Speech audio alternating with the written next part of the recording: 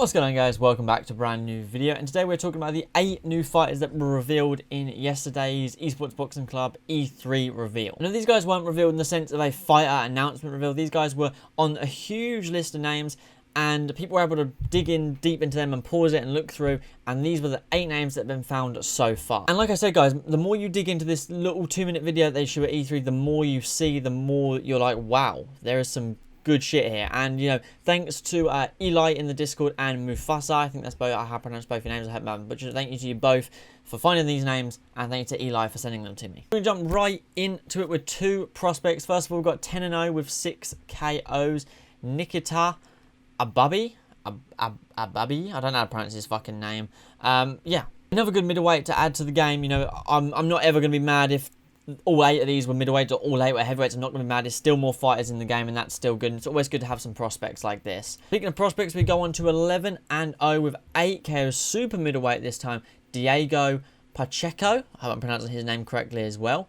Another good prospect to have. Super middleweight, you know, 6'4", super middleweight. You know, always good. I really enjoy prospects being in this game. You know, they're getting some notice, and that's one thing that I love to see. And then we go on to the current WBO International Featherweight Champion, 24-1 with 14 KOs. Only loss is to Shakur Stevenson, which is no real defeat because Shakur Stevenson is a freak. And that is Joet Gonzalez, I believe. And obviously, like I said, he is the current international featherweight champion, which is awesome. So, you know, another good fight, another tough fight for the feather. You know, those smaller divisions were kind of lacking, so it's good to see they're still stacking them up. And then we go all the way up to cruiserweight to Australians' own 20-0 WBO Global Cruiserweight and IBF Asia Oceania Cruiserweight title. Jaya Opatia. I don't know how to pronounce his name, but, you know, 16 KOs, dude's a beast. You know, always good. I know the Australian guys, as always, you know, people always saying we really want Tim Zhu and Custer Zhu and stuff, but always good to represent different countries. And, you know, the cruiserweight division was something that was maybe lacking.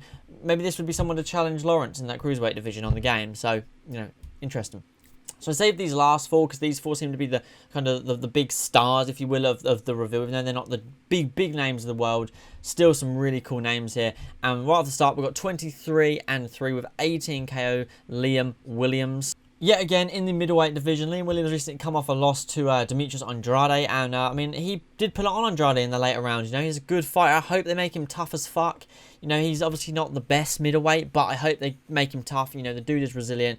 Only been KO'd once, and you know, that's nothing. You know, that's no big deal. And I believe even that KO was a retirement on the stall, or you know, a throw in the towel in, should I say.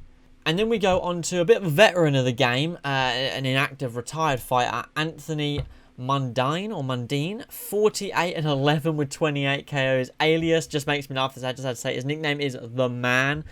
And, you know, last fought, he did fight in 2021. He fought in February, March, sorry, 2021. But it seems to be he's now inactive and retired. Another, you know, representing fighter from Australia, which is awesome. Always good to see, you know, the worldwide fighters in the game. And yeah, another good one to add to the middleweight division. Middleweight was stacked from this reveal. And then we go all the way down to super bantamweight with yet again England's own Carl Frampton at 28-3. Recently come off a loss to Jamel Herring, which was a great fight, but Jamel was too good in that fight. And you know, Frampton was someone that everyone really wanted, and good fighter, all in all, a good fighter, good for the super bantamweight division. I'm hoping they add more. Obviously, you guys know in the bantamweight, I'd love to see Naira Nui, but you know, bantamweight, these lower divisions, featherweight, we've got a featherweight here, we've got a bantamweight here, so I'm happy with that, to be honest. And then we go on to the final one, which was by far the most exciting one for a lot of people. People really want to see this dude here at 24-0 with 21 KOs, David Benavidez, super middleweight. He recently actually fought and won in 2020 the vacant WBC World Super Middleweight title. His next fight after that, he didn't actually fight for us. I don't know if he relinquished it or whatever, but he was at the top of a lot of people's list. People really wanted him in the game, and it was surprising they didn't give him he wasn't in a fighter announcement. Maybe they just didn't feel the need to. Maybe they revealed it on E3 by accident. I doubt it, because everything they do is kind of on purpose. So, you know, they obviously knew that people would dig into this and find the names. But 8 great fighters. Obviously, I was stoked to see a couple more British fighters in with Liam Walsh and with Liam Williams, sorry, and Carl Frampton. I was psyched to see both of them guys, and then of course David Benavidez is just, everyone was so psyched for that in the Discord. Some people were almost more psyched for that than the gameplay that was shown. But you know, this man's a great fight. You know, obviously there is talks of him being ready to fight Plant or Canelo and things like that. But only time will tell. But as of right now, it's great to have him in the super middleweight division in the game. I look forward to seeing what he's like. Only 24 years old, to have 24 wins and 21 KOs is nuts. But yeah, I look forward to seeing him in the game. But that was it, guys. So we got 8 new fighters revealed, which is just awesome to add to the already impressive roster. And yeah, I thought I'd make a video on it just in case you guys missed it or you're not in the Discord, because that's where all that news has come out, is that it's in the Discord, and where people share it. So I thought I would quickly share it with you guys. But yeah, thanks as always for watching. I do appreciate it. Leave a like, subscribe down below, and I'll catch you guys in the next one. Peace.